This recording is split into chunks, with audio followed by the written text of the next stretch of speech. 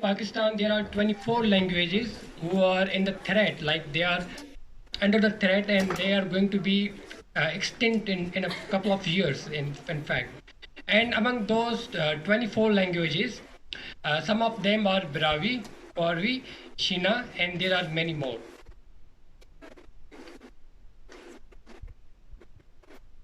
For my next question, I would like all of you to share your insights that who do you think we can hold accountable for disappearing of our languages?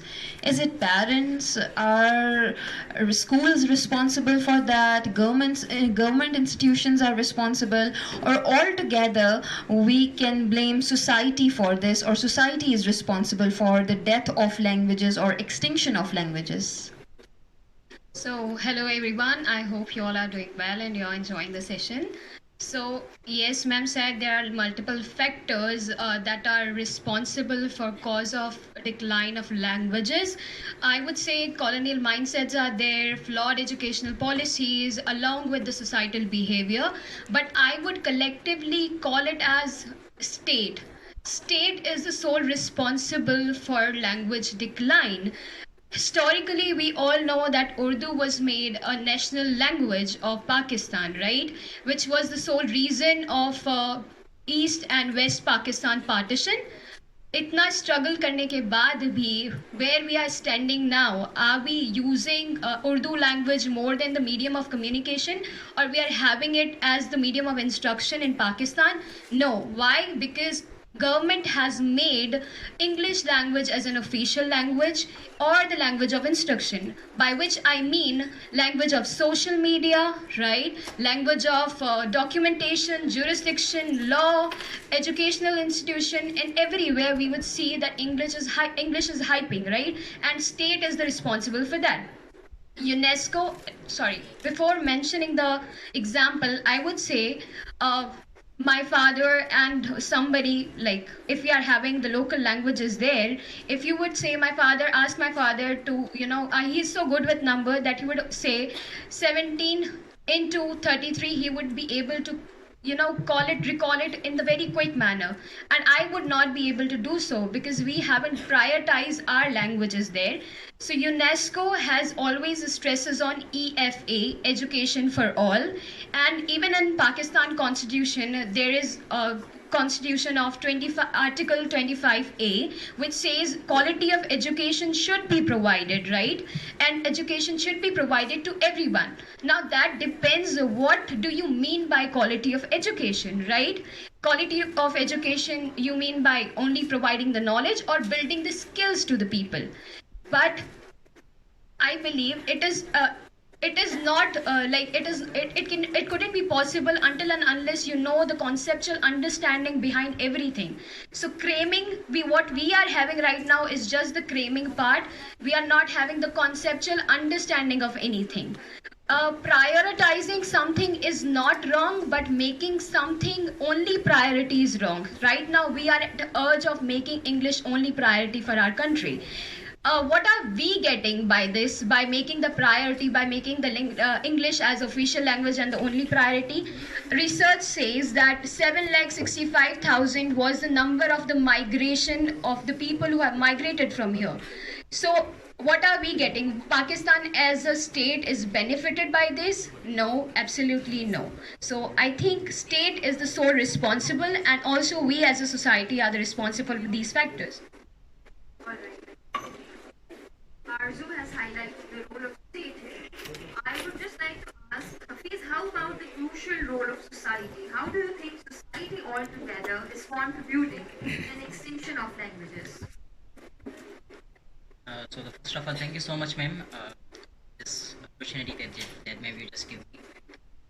Ma'am, as being the son of a linguist, but I really feel that, ma'am, the society is the major responsible for language death, or I would just simply say language in danger or language extinct, because society, ma'am, we see some factors.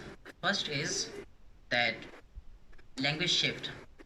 So has a study conducted in 2012 where from UNESCO, where we just see that the 15% of Brahui speakers shifted their language due to language crisis, due to language shift, due to problems that they had faced in Balochistan. And also, there was a study conducted in 2017 where 70% of Brahui speakers they left their language and migrated to other parts of Pakistan. So the basic thing is that, ma'am, we just see that the society, plays a role of, I would say, to dominant those languages which are quite, in danger. Now in Pakistan, ma'am, I would say about 25, 24 languages is in the indication of the extent, and including Brahui as well. So Brahui is always be in a way of declining or in a way of ignoring, and we don't have any proper way to promote our language. And the second thing, ma'am, I believe that the resources. So as I just come to know that we have only one book that was written by Dennis Bray. He was a linguist and civil agent, and he talks about that what is Brahui and its history. And along with it, there's no any kind of the resources that I just find. And also, we have a crisis of loss of language knowledge. And so loss of language knowledge because we don't have any proper way to represent our language in Balochistan, because our Brahui speakers are not that much literate, or they're not that much knowledgeable about the language. So that's why they extend their language, or they shift it towards Urdu. So most of the time, about I would say the, as I just mentioned, that the 70% Brahui speakers shifted towards Urdu and Pashto. So it's the reason, ma'am, that I would just say. And schools are also the major factor or the significant factor in language death. And in that, we just see that the mostly in Balochistan, the medium of instruction in schools is about in English or in Urdu. But the majority, if you just see it, that the about 15% in Balochistan speaks Brahui, but they don't have any proper way of representing themselves. So that's what I feel. And school is the biggest role in language death. Hafiz is highlighting the burning issue of Brahui language and the crisis it is currently facing in Pakistan. Moreover, he is also highlighting the connection with education of schools. Just how do you protect schools and their